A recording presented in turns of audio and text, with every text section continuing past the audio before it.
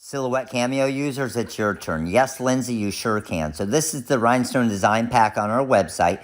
You'll bring the SVG file into Silhouette Studio or Designer Edition. I'm cutting at a force of 33, speed of 10 with 2 passes, and I'm going to hit send. Now I'm going to load my Magic Flock template material on my TRW cutting mat into the Cameo 4. Once it's finished cutting, I'm going to weed out the excess here, and we have our perfect templates of 2 color templates ready to go. Drop my first color down. I'm using my SS10 Crystal Diamond Cut Rhinestones. These are hot fix rhinestones, application tape.